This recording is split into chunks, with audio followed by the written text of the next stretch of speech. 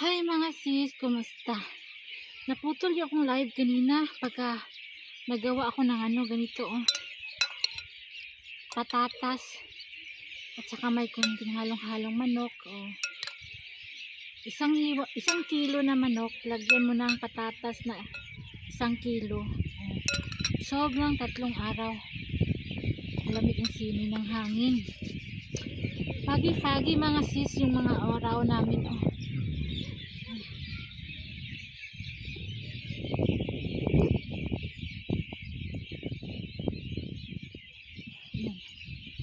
Kakaakyat ko lang ng kahoy, sibak ng kahoy doon sa pinuputol namin. Sinisibak ko liit-liit, naakyat ko.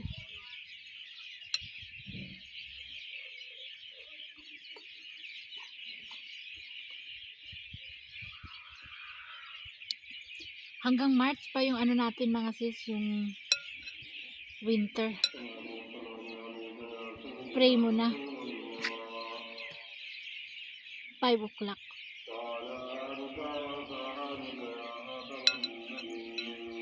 Tigil muna tayo.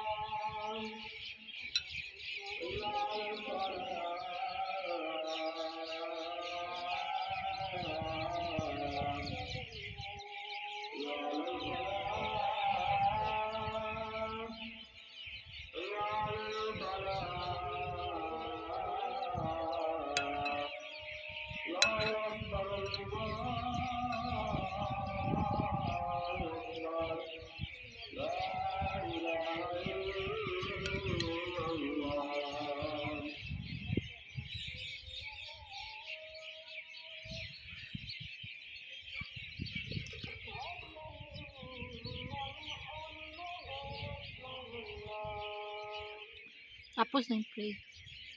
Yaw-yaw na tayo.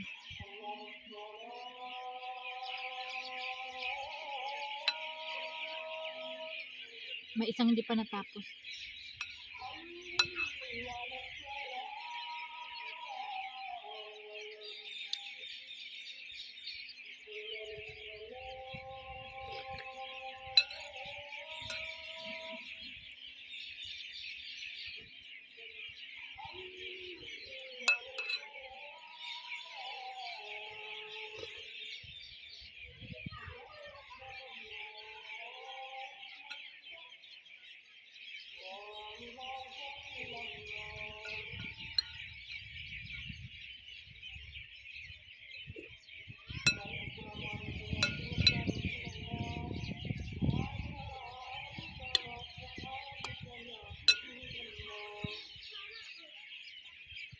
Nag-live ako kanina mga sis while I'm cooking this one. Naputol kasi nag-reconnecting.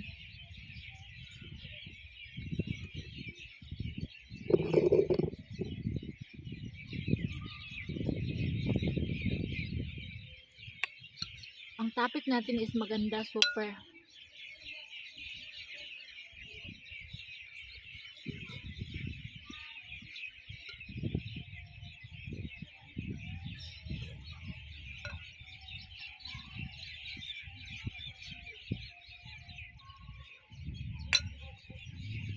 Ito na yung dinner ko, patatas, saka sabaw, saka manok.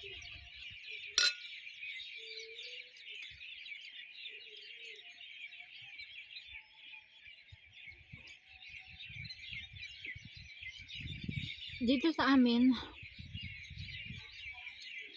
kapag nauubusan ako ng pera, meron kaming mauutangan na tindahan. Tapos pag sweldo ko, saka na babayaran. Ang mabilis maubos talaga is yung harina, bigas, mantika, at saka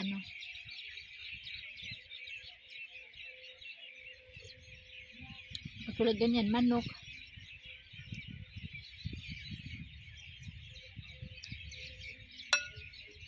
Di ba nag-ipon-ipon kami sa Islamabad? Alam naman ng mga Pilipina na buhay ko dito sa bukid. Saka pareho kami wala mga trabaho.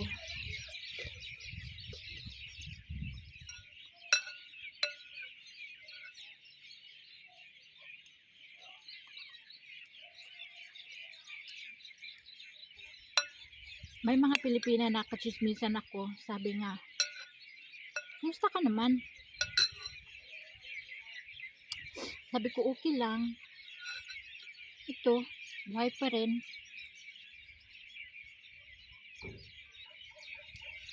Sabi ng iba, mabuti no, ang lakas ng fighting spirit mo, kinakaya mo talaga yung manirahan doon sa bukid nyo. Kapag ako niyan, hindi ko kaya. Iiwan ko agad yung asawa ko pag ganyan. Pinapahirapan ako. Sabi ng isa ng kabayan natin.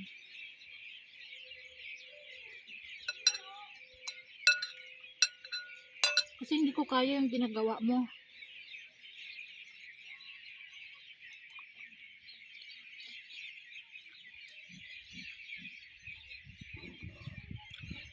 Sabi ko, kaya ko pa naman, lakas pa naman ako.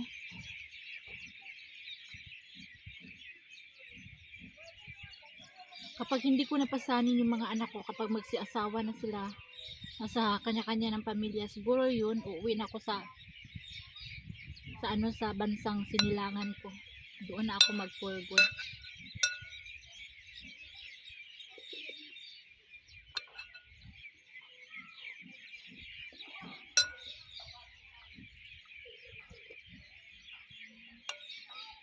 Sabi ko sa kanya, ikaw, kumusta ka naman? Ito, nagtatrabaho ako dito sa city, kasama ko yung dalawang mga anak ko. Medyo maliliit pa kasi sila, pinatigil ko sila ng pag-aral doon sa bukid. Pumunta ako dito sa city, dinala ko yung dalawa kong anak. Namasukan ako. Sabi ko sa amo kong okay lang dalhin ko yung dalawa kong anak. Dito kasi, pag namasukan ka, pag umabot ka ng 1 taon, libre na yung ticket pauwi. Pauwi at saka pabalik.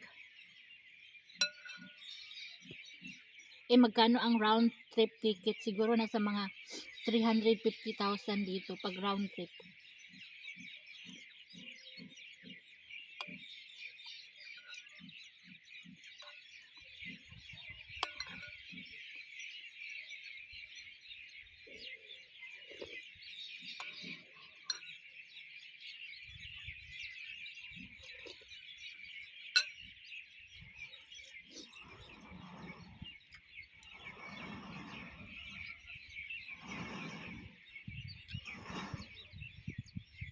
Sabi, alam mo, ang hirap ng buhay nila dito, ang hirap ng tradisyon nila dito. Sabi ko, oo. Parihap tayo ng buhay, yung asawa ko ng trabaho. Ayun, extra siya. Sabi ko sa'yo, buti ngayon sa'yo, nag-extra at least may maabot sa'yo. Akin, wala. Ako lang kumakayod talaga.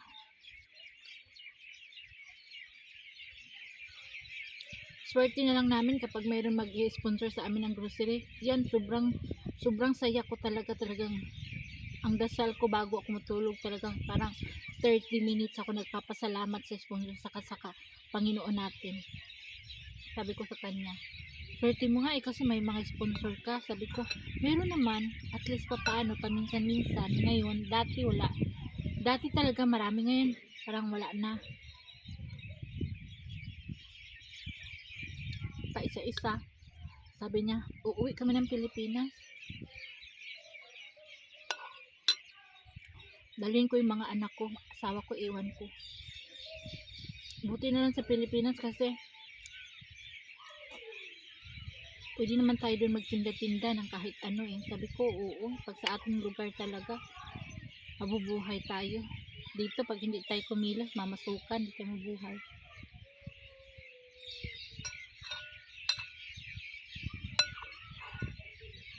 Kasi hindi uso dito yung tinda-tinda.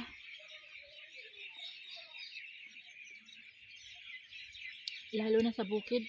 Naku, ilang beses na ako nag-try. Nag-try ako ng donut, special donut pa ha, may chocolate pa sa taas. Talagang pinag-i-import ko. Ginagastusan ko kapital. Mga tinapay, mga yema, mga skindi, lahat. Kakainin lang nila, ang bayad nila is thank you. Kaya mula nun, hindi na ako umulit. Thank you ang bayad. Compliments lang ang bayad.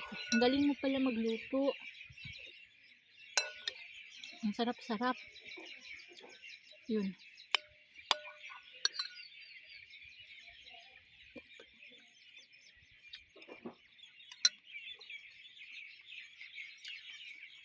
Sabi niya, hindi ko gusto yung ano nila dito, pamamalakad nila dito, lalo na sa pag-aaral ng mga bata.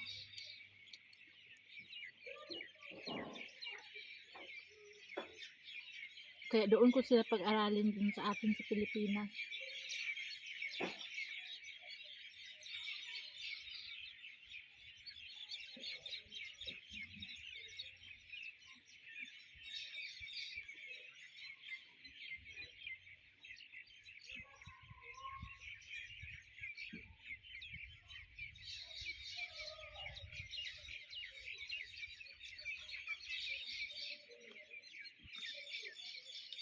Dito kasi sa Pakistan, iba talaga.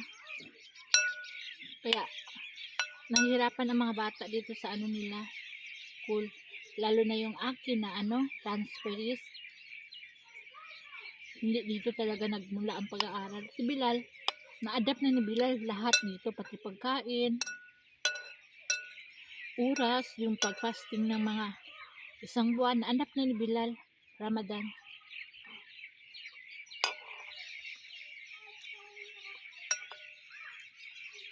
Yung mga anak ko, tinitrain nila, lalo na sa amin, saka si Myra.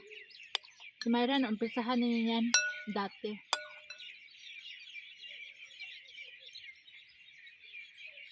Yung pag-fasting ng isang buwan, naumpisahan na yan ni Myra.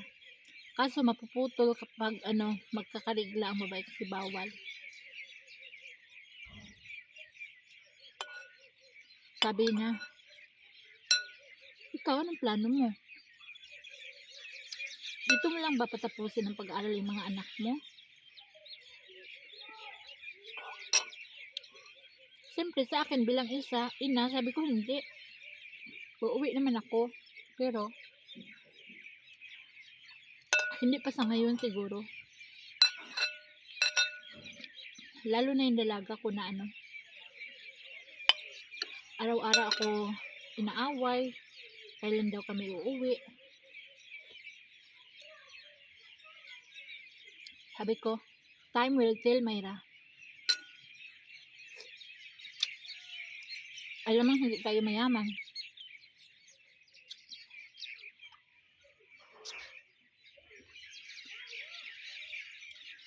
Walang trabaho yung papa mo. Kung hindi mo na ako kailangan pagsabihan, kung may pera lang, alis tayo agad. Sabi ko sa kanya.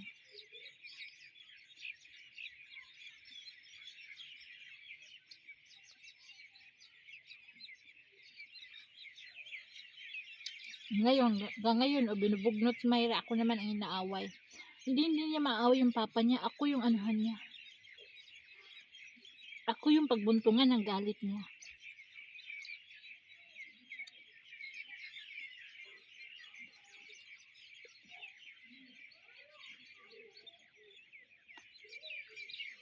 Kasi, boring na siya. Holiday sila ng 1 week. Nag-aya na mag-Islamabad daw kami. Kung ahoy, hindi pwede ganyan. Lagi tayo pupunta doon. May pera ba tayo marami? Eh, yung papunta natin dito, doon sa Islamabad, may nagbibigay nga lang sa atin ng ano, panggasolina. Buksan mo.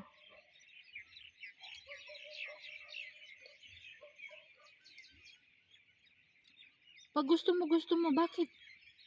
May pera agad tayo. Ang pagpunta doon, pinaplano yan.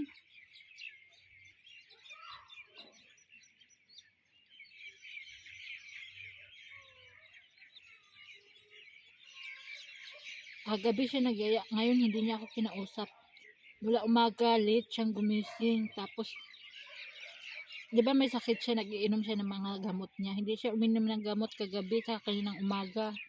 Tumayo siya, 3 o'clock na. Walang kain-kain. Ganyan siya pag ano, yung gusto niya.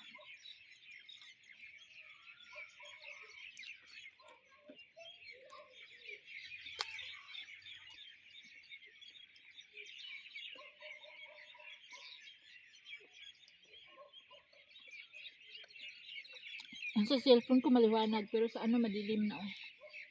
Yun sa mahirap pag magalit. Ako ang pagbubuntungan niya ng galit, pero sa papa niya hindi siya makapaggalit.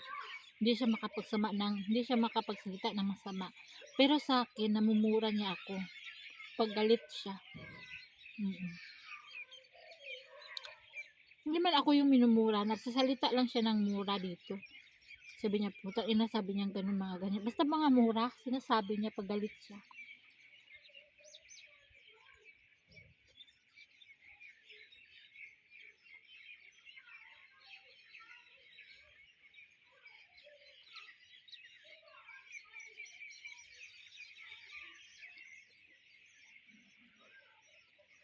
Mahirap ipaliwanag kasi nga may edad na siya.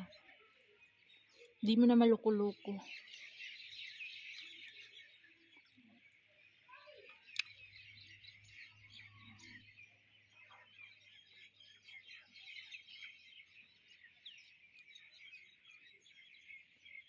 Sabi ko sa kanya, alam mo naman pag may pera tayo, di ba? Isang sabi mo lang, alis agad tayo.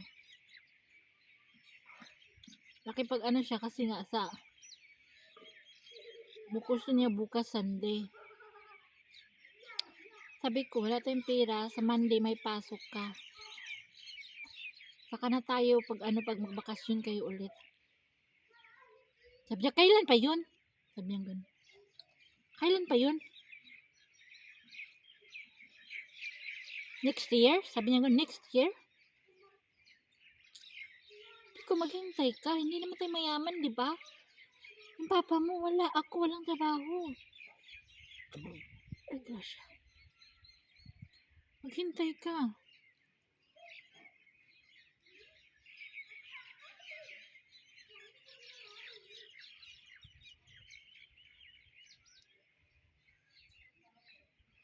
Sabi ko sa kanya, doon na nga tayo sa Philippines dati. Tinanong ko kung uuwi ka ba. Sabi mo, oo, uuwi ka. Kasi ayaw ko sana bumalik dati. Yung sinabi sa akin ng sister-in-law ko, ako magtrabaho, mag-abroad, ikaw dito sa nanay mag-alaga. So, siyempre, tinanong ko muna si Mayra kung gusto ba niya bumalik dito. Sabi niya, oo, gusto bumalik. Pero ngayon, mature na yung isip niya. 14 years old na siya, marunong na siya. Sabi niya, uwi tayo doon, hindi na tayo babalik dito. Kahit kailan. Isang sabi nga lang ng papa mo na uwi ka, sabi mo, oo eh. Sabi ko, ikaw ang gustong umuwi dati.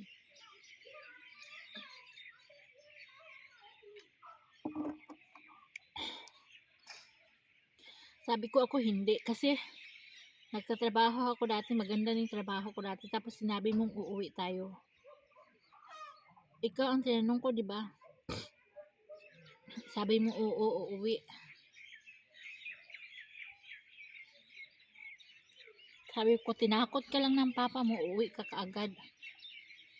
Tapos ngayon, pag makauwi tayo, pag sabihin na naman ng papa mo na uuwi dito, uuwi ka naman agad, sabi hindi na.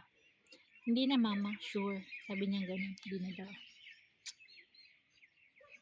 Sabi ko, maghintay ka siguro after 3 years, 5 years, makauwi tayo. Sabi niya, ikaw na lang umuwi. Sabi niya, ang tagal-tagal pa. Yung aking dalaga kasi ngayon, pag nakaano kasi siya sa life ng Philippine, nakasubok siya. saka sa life dito. Sa edad niya ngayon na ano, pagdating ng bata na nireriglan nila, pagdating na bata dito na nireriglan na yung babae, pasok na yan sa loob ng bahay. Kwarto, hindi na yan pwede display. Kahit na mga kaanak, mga pinsan, hindi sila pwede pag ganun. Tago na yan sila. I-preserve na yan sila para sa ano, pagdating ng ano, mga arrange lang namin sila, yung mga tita-tita, ganyan, usap-usap sila. Tapos sabihin na ganito.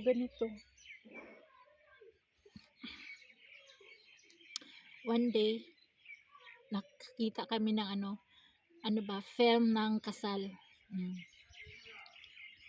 Sabi ko, kami lang dalawa nanood. Ano yun eh?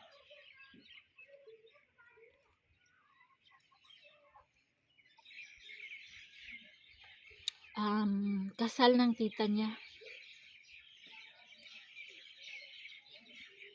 Ano, gusto mo ba maging ganyan ka? Sabi niya, oo. Hoy, sabihin mo kayo ngayon pa lang, ipakasal na kita. Sabi niya, hindi. Ganun kasi dito. Lagi siya nag-a-attend ng kasal. Tapos parang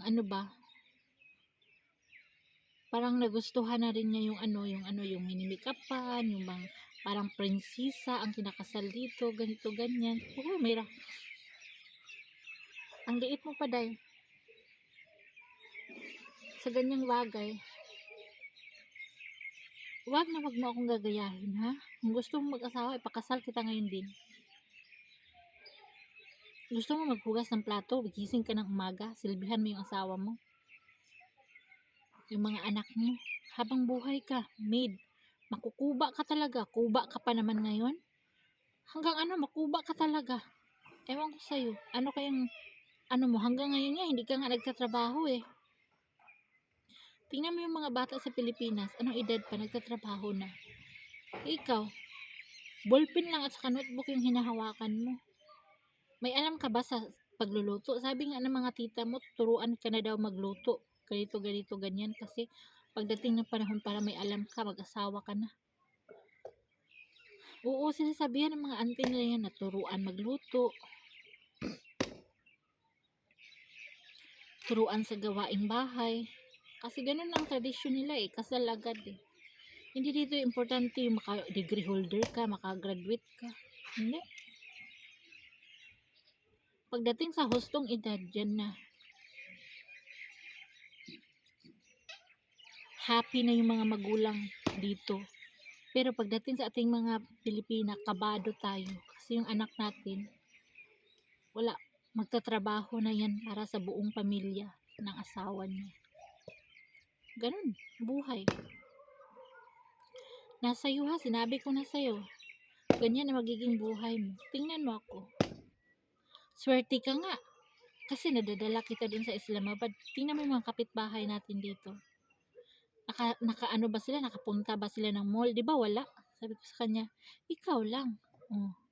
Kaya tingnan mo, yung ginawa ko sa'yo, sa inyo, magkakapatid, pinapasyal ko kayo, matagal na kahit saan.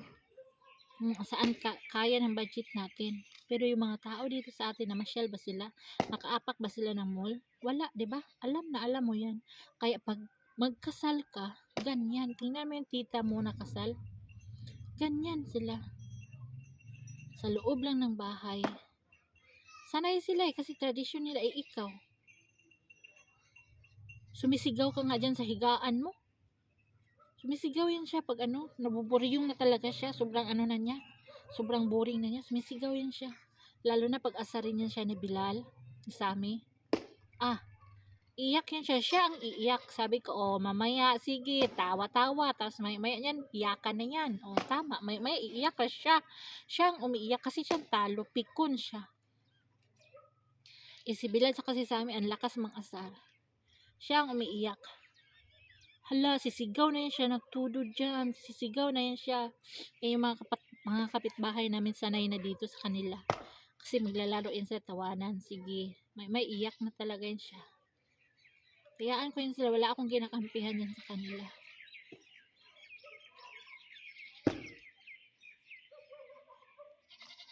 Hindi ako nagkulang ng pangaral sa anak ko. Kung anong gagawin niya. Anong anuhin niya sa buhay niya. Tahakin niya sa buhay niya. Basta pinaliwanag ko na lahat. Makauwi man sa Pilipinas or hindi. Basta nasa kanya na. Nasa kanya ang desisyon. Ako, 14 years old dito, may kinakasal dito sa amin, 14 years old lang yung bata. May marimar. Tapos yung magulang pang nag-aalok. O ito, pakasalan mo yung anak ko. Tapos yung lalaki, mga 40, mag 45 siguro. Tapos ang babae is 14. Sabi ko,